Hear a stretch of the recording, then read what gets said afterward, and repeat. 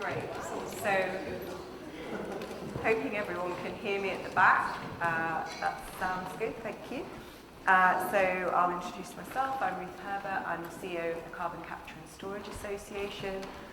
We're the trade association accelerating the commercial deployment of carbon capture, utilisation and storage. We have an office here in London and also one in Brussels. My sort of role today is to chair this panel, and this panel is really about the take-up of carbon capture storage in industry. So we know that there are a wide range of applications for carbon capture and different industrial processes that will need carbon capture to decarbonise.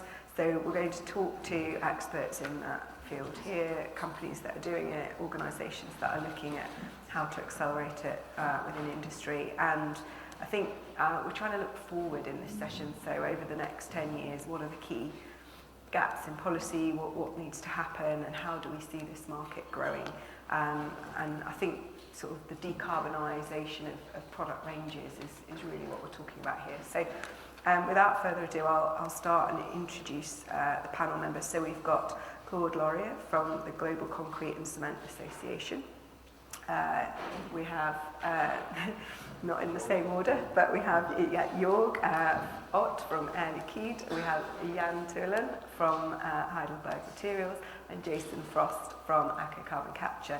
I'm going to ask, just to start with, each of them just to say just a couple of words about what they're doing in this space, and then move into some questions before opening this up to all of you. So Claude, if you'd like to go first. Okay, thank you.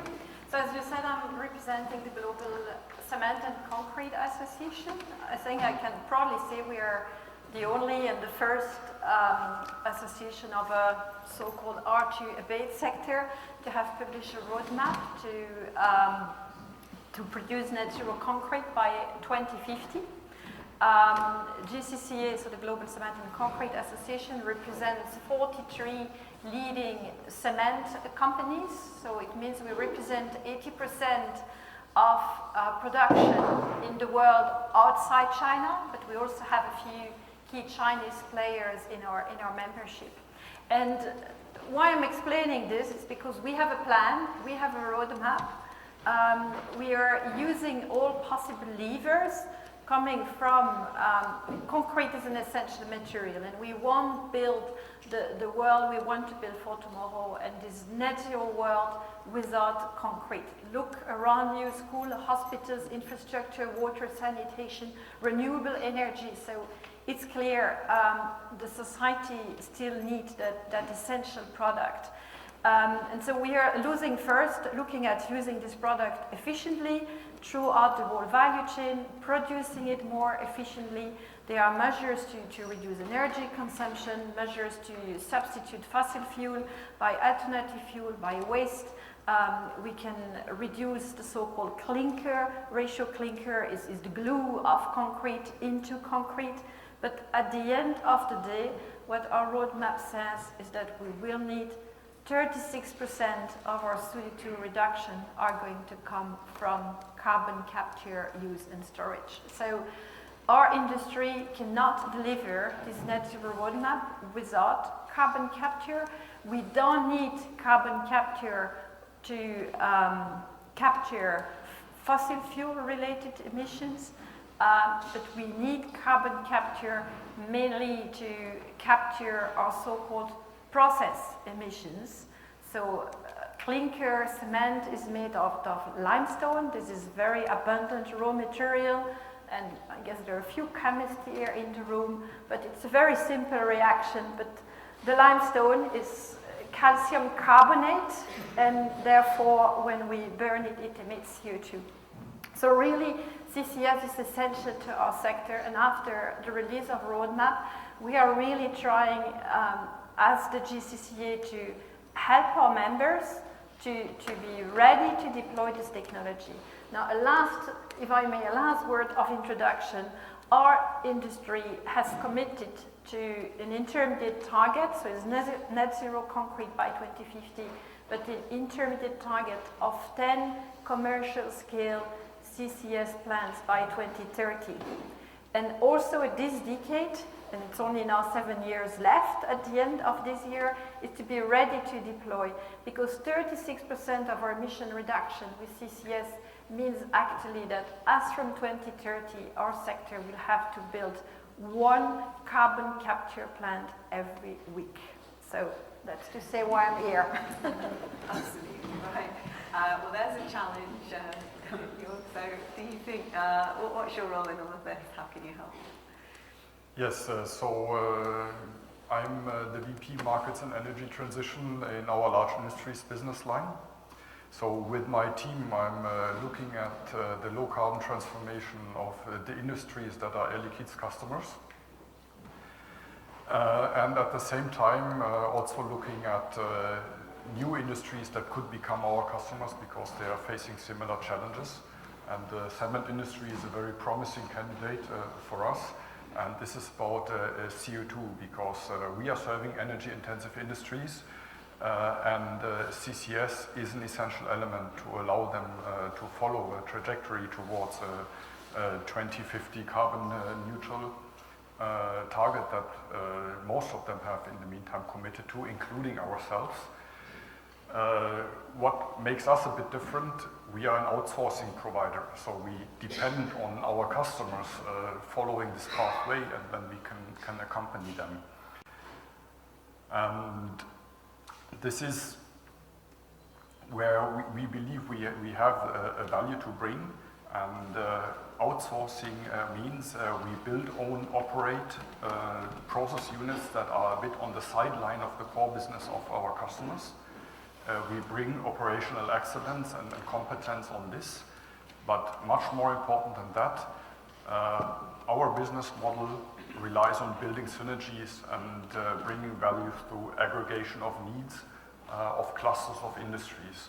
And that's what we believe is a very good fit with what we see in the development of CCS to bring the necessary economy of scale and to help a broad portfolio of industries that are not familiar with handling CO2, with handling liquefied cryogenic gases. That's what we do since decades and what we offer as a support.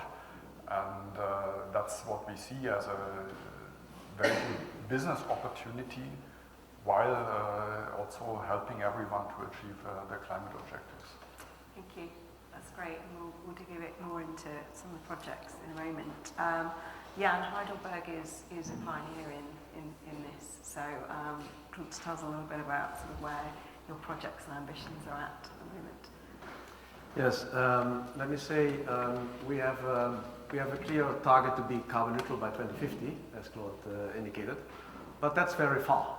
So I think we are exceptional in the way that we have put a target for 2030 to capture 10 million tons of CO2 by 2030, cumulative over the next years.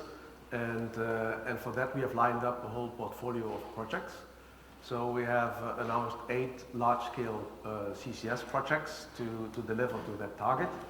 And it's good that our CFO in the recent Capital Market Day announced that he has put aside 1.5 billion euro for that, because otherwise we engineers can think of a lot of things, but if the CFO does not support us, it's a bit more difficult. And I think it's our role, it's my role also to build a portfolio that will deliver that quantity. And for that it's important to understand the drivers. What are the drivers in each country? What is a complete portfolio? For example, some of the plants, they are very close to a harbor, and then the transport issue is less a problem. Others are more inland oriented. Other projects we can leverage on a blue hydrogen project. So it's to build a portfolio that's very robust for any development, so that we can really deliver on that target. And I think it's key to be in this kind of networks, because without solid partnerships we will not make it. Indeed, and I think that's the value of coming together like this and sharing our experiences, so we could dig more into kind of pitfalls and challenges and things in a moment. But Jason, finally, I think your sort of role in this Aker carbon capture, where you're at and sort of ambitions? Yeah, well, I'm studying commercial manager for Aker Carbon Capture, so it's largely a business development role, but also hands-on engineering role with feasibility studies, leading those for key customers.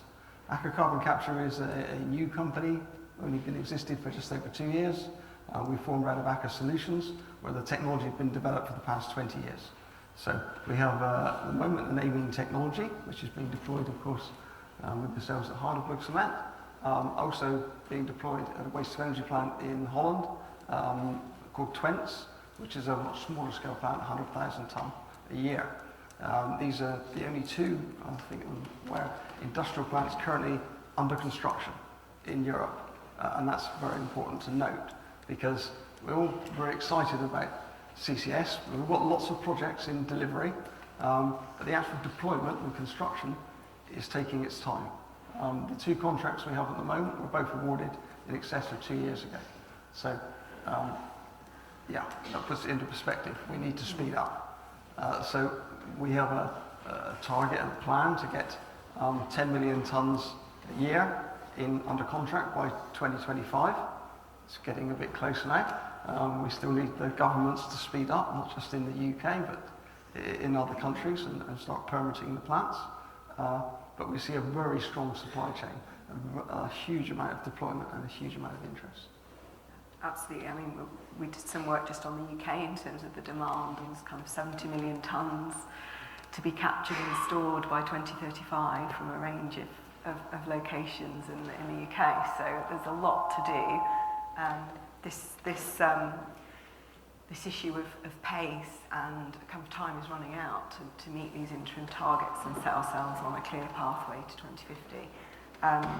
So, Claude, I mean, the key policy gaps as you see them, and do you see any kind of differences between different jurisdictions? What can we learn from different places where this is going faster or slower, and what can we kind of, I guess, learn from that? I think it's never fast enough. No. And GCC has, of course, associated policy asks to deliver this roadmap, and there are still policy gaps in relation to different levers, but certainly in relation to carbon capture.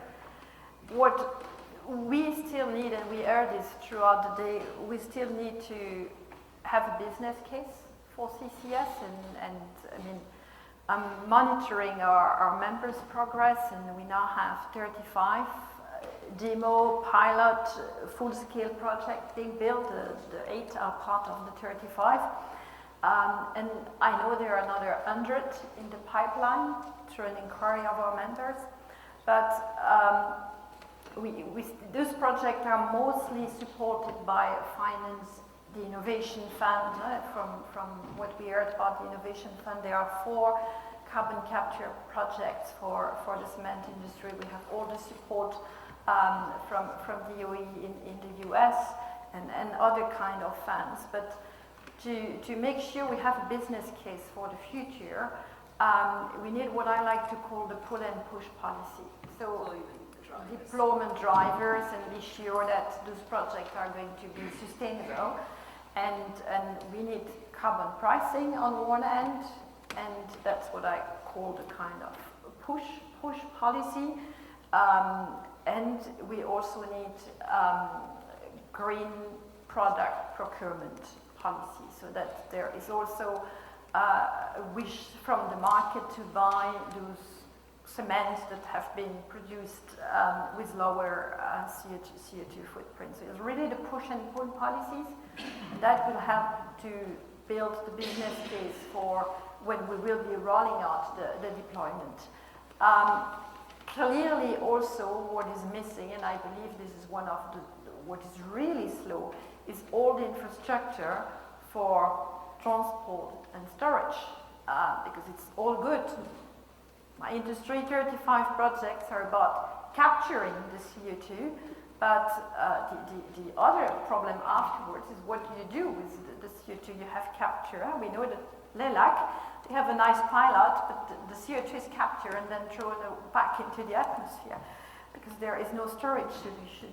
So really, we also need to speed up this transport infrastructure. There's a lot of good work done. I agree, we need this partnership, so that's why GCCE, we are close to our global CCS friends, to a GCI, to the Clean Energy Ministerial, with whom we have signed a partnership recently, but we really need to move things. Yeah, absolutely. I mean, you know, UK has a very clear plan for delivering the first couple of clusters, but obviously we're waiting for legislation to enact that and sort of find the best decisions. But hopefully we'll have that. Within Europe, I guess, the discussions now, it's the CCUS forum, the infrastructure work stream within that. So things are moving ahead, but you have at least Northern Lights you heard from earlier. So I guess there is progress there, but how critical, because Joerg, you've had innovation funding, how critical has that been driving ambition? And I suppose, do you agree, I mean, that's not sufficient to move to deployment, but how is that getting you closer? What needs to be added to that?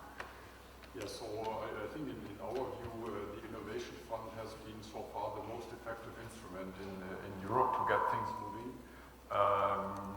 Taking aside the Netherlands, I think where also maybe even more effective mechanism has been deployed with the SDE++ support scheme, but on a local scale. But across Europe, the Innovation Fund is for us a breakthrough that made a number of projects move. We now have 3 projects in our portfolio where we have co-applied, and even more where we are involved as a technology supplier, for example. And it has triggered a wave, and I think what it has in particular shown is that CCS is a very cost-effective measure of decarbonization, because that's one of the criteria of the Innovation Fund, that the cost of the CO2 abatement needs to be on the lower end of the merit order to be awarded. And if we look at the list of projects that have been awarded, the presence of CCS there is really a demonstration of that this is the way to go, to be fast and cost effective.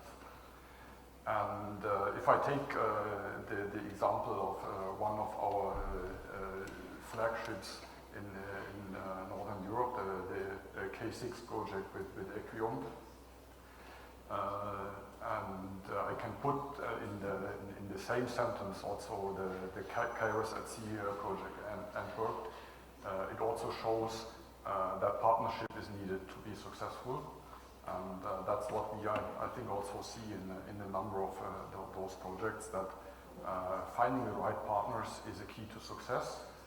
And there's also a lot of competence needed in successfully demonstrating such a project case to the European Commission that the projects are selected.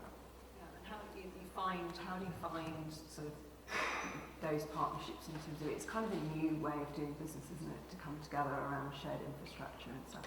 Yes, and it's developing, so there needs to be a starting point, a seed. And in the case of K6, we were approached by Equion, the cement company, for CO2 liquefaction and transport. Because if you Google that, you find that industrial gas companies like Liquide are doing that. That was the starting point and the initial contact. And from there, the capture part came into play, because we were able to show that we have technologies that integrate capture and liquefaction in a single process. So that's an advantage. And so if you go into the liquid transport chain for CO2, that can be an interesting differentiator on the technology side. And the other element is we also happen to supply oxygen, and cement and oxy-combustion is also something that enables low-cost capture. So we already have a number of elements coming together purely on the production plant, where we find synergies. And then the key question is, where does the CO2 go? So you need the infrastructure and the link to a CO2 sink, to a storage location. And that's in the case of northern France and Dunkirk, the D'Artagnan PCI project, where Air Liquide is also involved to develop a CO2 aggregation export hub at this location. So those are the elements that I think are have made us successful in the Innovation Fund application and that are the basis for the future partnership. Still to be defined how this exactly looks like. But we are already joining more elements to this. So in the same region, we are now working with Loist, a lime producer that has a very similar business, so burning limestone, releasing CO2 with the capture project that was now selected in the second round of the Innovation Fund. So that's where we see the partnership. Similar, so I it's think, been a real catalyst, basically. But I guess to drive, it's taking you along that pathway to deployment. You're testing out how to actually do these relationships in a real world situation. But maybe you do need more of a pull to obviously get more volume of projects forward. I think, as you say, there's no template to follow, so it's a bit of a joint development, trial and error process, and in the end, you have to prove a value. And so that comes out of this partnership. Totally get what you're saying about CCS as part of the least cost solution, because that absolutely has been part of what number of organisations like the CCC, the IEA, and others have been saying that this is actually one of the least cost ways to deliver decarbonisation. So I think I think it's good to see that that's borne out in terms of a technology neutral type of competition. So I think that's really encouraging. But also what you say about partnerships, because I guess projects, we'll come on to your projects, because I think you might have had certain obstacles and things that maybe partnerships have helped you overcome, but what are some of the things perhaps that were unexpected that you've managed to kind of overcome, and are there things that I guess knowledge sharing has been really helpful for? Any specific examples? Yeah, I think if you want to develop the whole value chain, you start to collaborate with parties which normally you don't have a relation with, or not a deep relation with, as a cement company. If we are talking about oil and gas industry, of course we buy a bit of oil for our trucks or whatever, but that's it.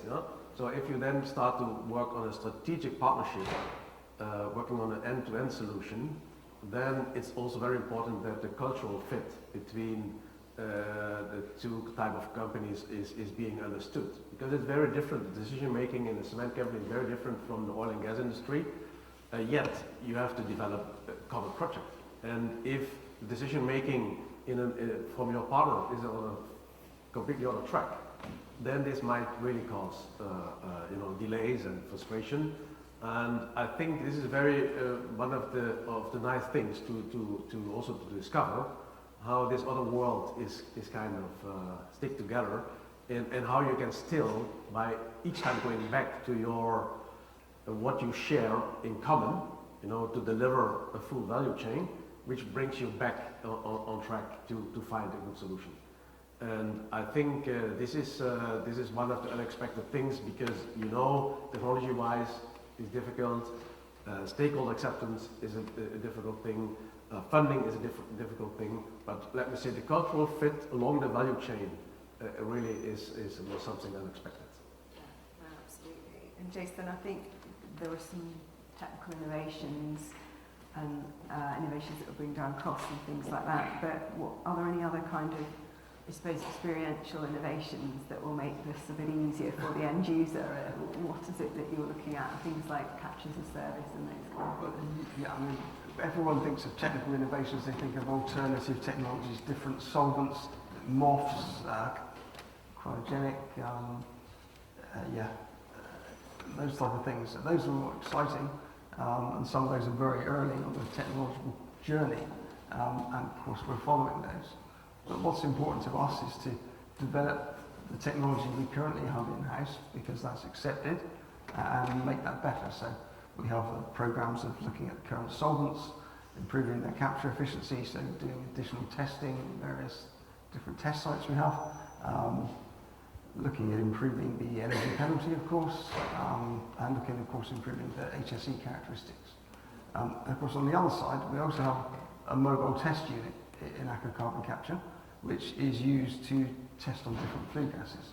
So in the past year it's been in Poland testing on the char facility, which gave us some interesting learnings. Char is quite black when you go into the factory, and yeah, so we learned a lot there. And at the moment we're up in northern Norway with our mobile test unit, testing on a minerals plant. So you know, big furnace with lots of kind of ferrosilicate and such like coming out of it. So pushing the boundaries of what the amines have been used on before, testing that in that industry, and then you can open up the portfolio to that industry. So that's a kind of different side of technology, I guess. Yeah, and do you have any sort of observations yourself about pace? Because we're just coming back to kind of what Claude Well, pace is I guess it's deployment is where you get the real learnings. I mean, it's okay sitting on a drawing board or a computer, but it's only when you start deploying the plants you really get the full learning. So yes, the pace is going too slowly. We need to accelerate it. But do you have any concerns about when it kind of, because I get this feeling, you know what it's like with governments, we call it lightning treacle, but you know, in this case it's treacle and then lightning. So well, it feels like at some stage there's going to be a big rush with this are you going to be ready? or whatever. You have to build in 2030. Yeah. So are you going to be ready? Do you see any challenges in such some having to go rather than your kind of normal deployment curve? This looks like it's going to be a bit crazy. Well, of course, you know, we're doing lots of initiatives internally on standardising plants and modularising where capable. You know, we've got a small scale 100,000 tonne a year plant at the moment, which is fully modularised. The challenge now is to modularise the larger plants, the 400,000 tonne a year plants, the million tonne a year plants, and get those almost on a repeatable basis, because once you take the technology to that level, you standardise your pipe specs, your metallurgy, your instrumentation, you can then bring the cost down completely. It's also understanding the supply chain as well. So working with, again, partners and partnering, as we previously mentioned. I think Claude wanted to come in on that. Yeah, I want to come in or to Although I don't think that was a cue for no, I think that was just your that's not my magic. I don't know what that is. It's quite handy. No, but is the challenge with the pace, is it a technological one or is it a business case one or a project one? Because we understand how long it was for you to establish this ECOM project, and how long it took that you finally got this innovation fund. But I think it's Brad who said this morning, is it good that it's just a few projects competing for an innovation fund, or should we find another way that policies support more projects and not only 4 in Europe and 3 there, which is great already. I think the innovation fund is a great tool, but to me it seems, when I see all my members building these projects, I mean, it seems sometimes by the time you have a project and you get the fund, it's what, 2 years, 3 years, 4 years, 5 years, 6 years? So, I mean, I would just come in and say I think that a lot of the delays in CCS, I mean, CCS has been around for decades, and you know, obviously the technology is continually improved over that time, but and the costs have come down and down, but clearly really the delay is not the technology being ready, it's the policy and regulatory framework. So I guess with that in mind, I would like to ask each of you, like, if there was, what do you think, is there a silver bullet? If there's one thing, and I know I would answer to this in the UK, but maybe with a more European perspective, there's one thing that you think would really drive it. I mean, Claude's already kind of answered this question and talked about product standards and things like that, but is there one thing that you think would really, or maybe two, but would really drive deployment in the kind of European sort of context? What would that be? What's on your wish list? Yeah, but maybe I could take this one, because as fantastic the EU Innovation Fund is, if we recall that in the first call the budget was 1 billion, you know, for CCS, for renewable energy, and for energy storage. You know, when we look to only the Netherlands, they had 2.5 billion only for the Netherlands, only for CCS.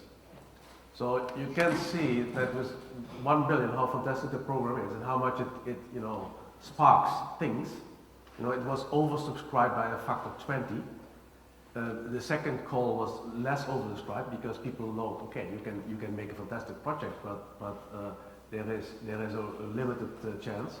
So I think it's clear that we need the next time, the next I would say period, either more funding or more traction from public procurement, as Claude mentioned, especially in cement. It can work very well, and let's hope that if the first projects come on stream and we have carbon-free cement, that the customer is recognizing the value of it, and that then this can go faster, because the sooner we are away from funding, the better it is.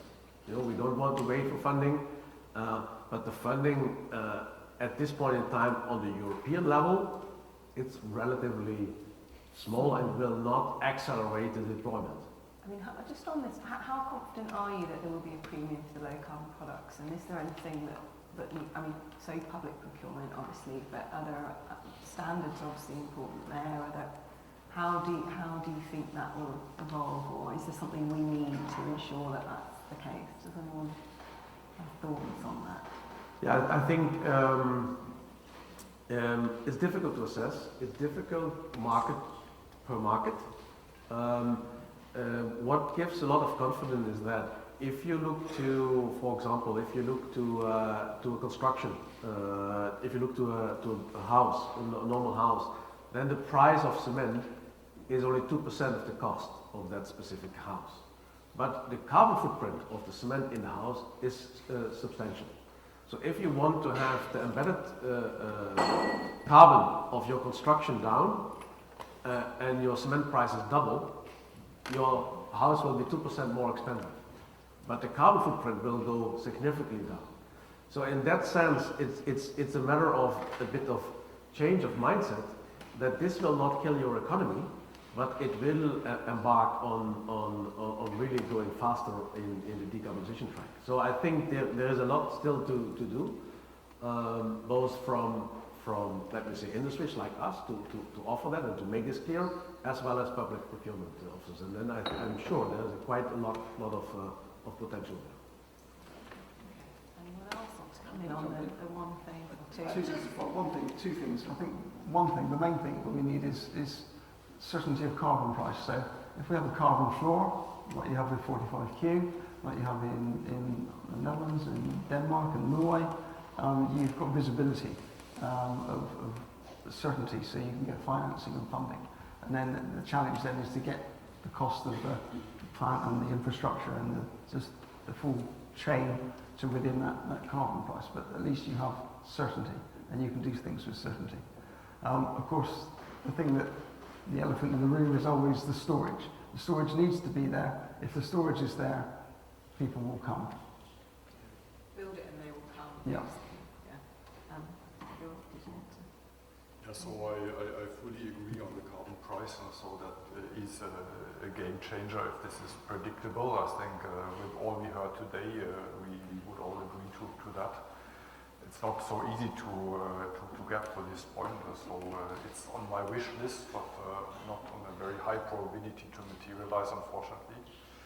But I think in any case, looking at the dynamics now in the US, Europe needs to benchmark its support schemes and how policies drive the decarbonization, because I trust that the intention is to keep the energy-intensive industries in Europe, so something needs to happen. So cement is maybe less exposed, so it's a bit difficult to imagine cement traveling from North America to Europe, but everyone else serving more or less globally traded commodities is facing the risk of industry delocalization. So that's certainly where I want something to happen. Otherwise, I don't see really red flags on my policy list. So there are certainly some hurdles that we need to overcome, but all this, I think, I believe can be solved. there's probably an element in the development of shared infrastructure, and that's the CEF, the Connecting Europe facility, that is the support scheme, which I think can certainly be improved to be deployed faster, more effectively, and in a timely manner to support the projects that are already advanced in the developments, so that the hurdles of entry are as low as possible, and that the industry can benefit from this, I think, also very valuable funding source. What about cross-border CO2? Yes, that's what the CEF is about. Yeah, exactly. So the CO2 in many cases in Europe needs to cross borders. It's once more a difference to the US, where simply speaking you can drill a hole and you find the storage. That's not the reality we live in Europe. So we need to cross the borders of the member states of the EU to get access to the things, and that's what this infrastructure development is for. Yeah. So we are working on this clearly with Kairos at Sea. Antwerp being in Belgium with no opportunity for storage within the country. As a minimum, we need to go to the Netherlands. Most likely, we will need to go further into the North Sea with all the developments going there. Northern Lights obviously being the front runner, but fortunately joined also by others. And that's also coming back to your point, access to storage is the key element. So, and that's also where the policymakers need to pay attention, that there's a fair, non-discriminatory access to the storage and the infrastructure available to all the emitters who are willing to invest, so that they can benefit from the developments that are funded also by public money. Yeah. That no monopolies are developed. It's an existential service, isn't it, in a sense, for the European industry. Claude, I think you wanted to come in earlier on this point about products and markets. Oh, that was just, it was about public procurement. I like to say it shouldn't be too difficult to do something, because more than half of the concrete in the world is procured by governments. Interesting. I didn't know that, so very interesting. Yeah.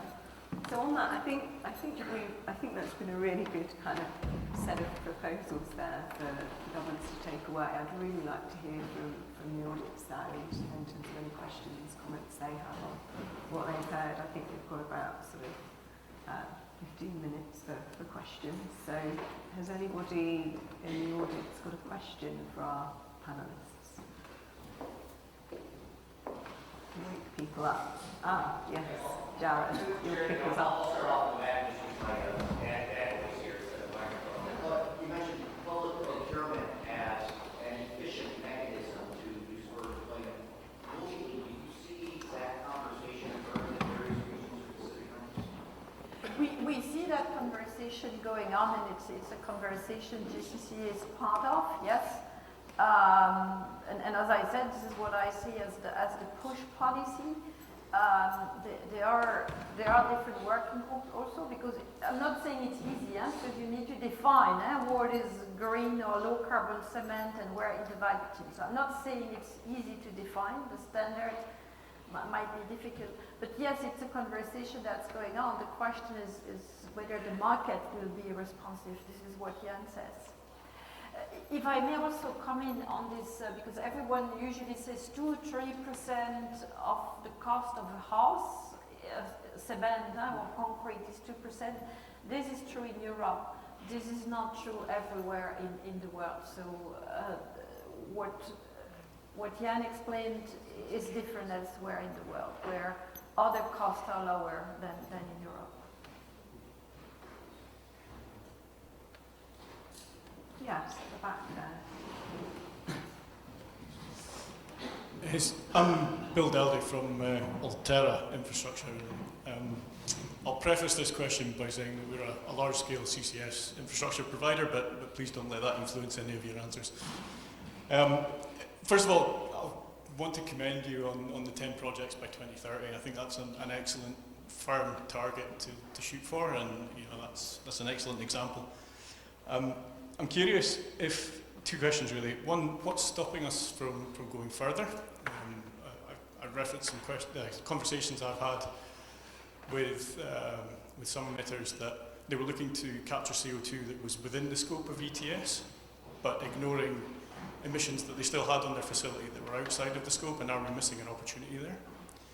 And the second question, we've seen a lot of protests recently. I was at the CCSA conference a few weeks ago with protests against the oil and gas industry. Is there a concern in the cement industry in a similar fashion from an ESG perspective that once the oil and gas industry becomes a little bit passé, that these same protesters will then focus on cement because it is one of those major emitters? Curious to what you think about that from an ESG perspective. Yeah, maybe I take the first question on the number of projects, and then you take the second one. Thank you, my friend. And I can compliment on this. Your question was on the 10 million ton, what's holding us back to do more? Yeah? Yes. So let me say,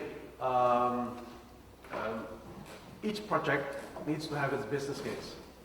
So it means you have to be very selective where you do this first set of projects, because we don't have 10 cement plants in Norway, unfortunately. No? If that would be the case, it would go faster. So you have to really look in which plant you have either a very short supply chain, so your whole cost over the whole value chain is extremely low, or you have a very supportive scheme from government, and then you have to check also what is the stakeholder acceptance and what are other elements which might be important. So if you look to that, let me say, then from our operations in Europe and North America, where there is most carbon constraint setup, I would say up to 10 million ton is already a decent number, to get that going. And every next project needs a higher, either a premium from the buyer, or more incentives, or an infrastructure. Because not all the plants are at the coast, not all the plants are nearby the storage hub, not all the plants have low cost for electricity available. Just imagine that the cost for electricity compared to 2 years ago and now, it's up by 20 euro per ton of CO2 in the CCS value chain. Yeah? So, I mean, 20 euro per ton of CO2, roughly that's the EU Innovation Fund incentive that you get, 20 euro. So, compared to a proposal 2 years ago, you lose 20 euro just because your electricity price goes up. So you have to be really, really focused on where your projects make sense and not to lose money. Because then my CFO will not give the next 1 billion if they don't bring money. No? And the public perception? Yeah, the public perception, and you link the question to, I think the public perception, first thing, we have not enough studies to show that storing CO2 is safe. We have to explain this, and I think we need everyone to explain this to the world. Now, your other question on CCS being linked to being allowed to continue to extract fossil fuel, because that's the other question. This is exactly why I explained our case as the cement industry is different. So I don't want to comment on this fossil fuel. We need CCS for our process emissions. For our fossil fuel emissions, you can read our roadmap. We have ways to substitute fossil fuel in the cement process.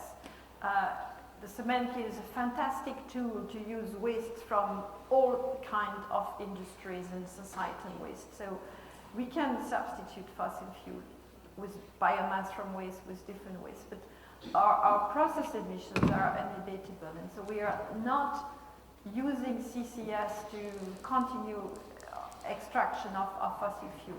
We need CCS for our process emissions. But maybe I still want to add on this, because I think your question was also a little bit about the reputation of the oil and gas company itself. And if you link yourself to a company which from reputation might be sometimes a bit criticized, if that has a spillover on US cement company. And I think it's very important that the oil and gas industry, they are showing a lot of effort to transfer the business case. Yeah? To go into wind farms on sea, to go into hydrogen, and also to develop the supply chain and the service of CCS. So let me say, the more successful the CCS value chain is for oil and gas industry, the earlier they can refocus and balance an additional, I would say, income stream next to the oil and gas. So I think if you make that very clear to stakeholders, then I think you have a very straight story. And someone who does not want to hear it, you can anyhow try to say anything he wants, he never will hear it. So that's a game you can never win at all. But I think it's very important, and this is why we see that if oil and gas companies are really opening up this new business, there's a lot of positive response on this, and this is what we want to leverage on. Yeah, and I think I'm going to comment on that. I know I'm not going to be answering the questions, but I do think, I mean, the experience at the CCSA conference that you mentioned was actually quite a positive one in the end, because they've agreed to come to our NGOs group, and also when they went outside to do their protesting with a megaphone, they were actually shouting, you know, we like CCS, CCS is a good climate technology, we just are really against further production of oil and gas. And so that was their position, and I think, you know, we'll have to make clear that we need CCS to meet net zero. We need it for process emissions. We have to have this tool. The companies that have the skills and capabilities and assets to provide that transport and storage are those companies, and we need them in the game, making it work and transferring their business over to this. So I completely agree with you, and I think there is a pathway to a better dialogue through that, but it is a journey, obviously, that we're all on. Yes, is there? Hi.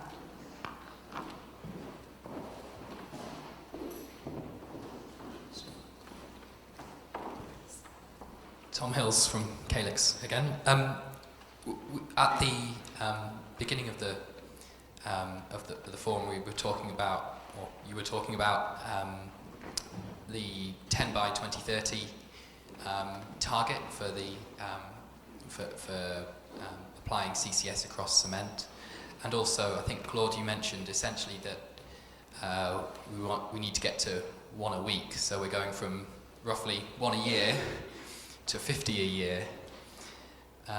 When will, it's maybe a bit of a mean question, but when do you estimate we'll get up to that rate of deployment of 50 plants per year? And that goes for the whole panel. Who wants to go first on that one? If we don't get to 50 every year in 2030, then we need even more the year after. Yeah, maybe I would like to respond to this. In China, 30 years ago, cement industry looked like a lot of small kilns, all very, polluting kilns. And then the Chinese cement industry, they started to build new kiln lines. And at a certain moment, they have built 400 new kiln lines in 8 years. 400 new kiln lines in 8 years. So if you consider that a carbon capture project is the scale of a new kiln line, I can tell you it can be done. But it is, it's standardizing. So we came as cement guys to the Chinese, and we said we have calculated business case, 2,800 ton per day kiln line. That's the sweet spot for the business case. Is that you cannot buy 2,800 ton. You either choose 3,000 or 1,500. You know? So, and then they say, we want to have 2,800. That's okay, I deliver you a 3,000, and I put a sticker on it, 2,800. Because it's not worth the engineering effort to scale it down, you know? And this is the thinking that I learned from the Chinese. They're very much standardizing, and you just buy them out of the shop, and then you can go in a rapid speed. I think I'm not so afraid about the capture side. Let's see if we can put the oil and gas industry that they can keep up the speed of the cement guys. No? Let's see. And Jason, I mean, you're looking at modularization. Yeah, that's the whole ethos behind what we're trying to do, to standardise. If you want it blue, you can't have it blue. It's got to be green. That's the only way you can get this cheap enough to get the mass deployment together. It's the only way, and people have got to accept that they can't have what they want, they have what's available. That's the way we see it, and that's what we're trying to do. Great. It was asked to everyone, yeah, same here. So I think, as we discussed earlier, the push and pull on the support to build the business cases. So without the business case, nobody will invest. And the second piece is that the storage development needs to keep pace with the development of the capture and the willingness of the industry to invest. So far, this is lagging behind in Europe. We see the potential that this will catch up probably around 2030, 2035. So if we put an optimistic scenario on the development of storage projects in Europe, it could meet the demand. So, and certainly from the geological side, there's the constraint is far away from what we need. So that's where we need to speed up. And it was mentioned during the discussions today, it takes years or a decade to develop a storage project. So if we don't start the day before yesterday, it will not be there in 2030.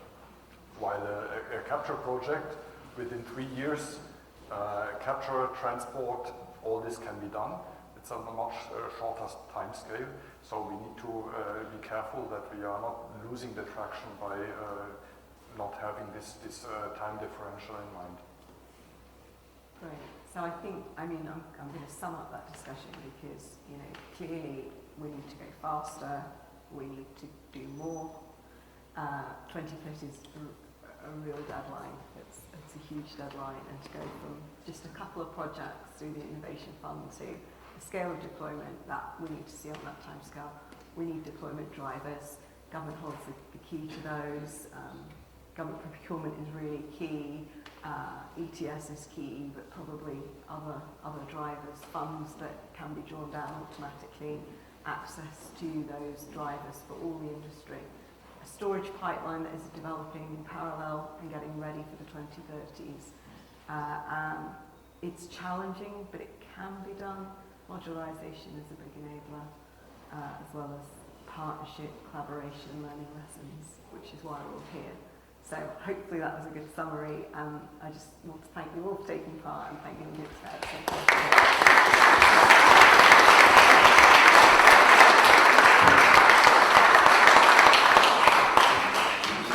Thank you, Ruth, and thank you for our speakers. Thank you all for staying here. What I picked up in it was our colleague from Air Liquide. Choosing good partners is the key to success. Right? We all have much good information to share with each other, to learn from each other. There's clearly much good work that we all need to do together. In this room, government, industry, academia, finance, all of us working together is what it's going to take to progress CCS along the path that the math says we must do if we're going to have success meeting our climate goals and ambitions. So thank you all for attending. Thank the Institute staff for all the work that went in today. Thank our hosts. I hope that you found this day's conversation useful. If there are more conversations like this, if there are any topics, things that you think the Institute can be doing that would make your work easier to deploy and advance CCS, that's a conversation I want to have all day. Please let us know. There's plenty of ways to reach out for us. And with that, again, thank you for your time. Safe travels back. And we look forward to the next conversation with all of you. Thank you.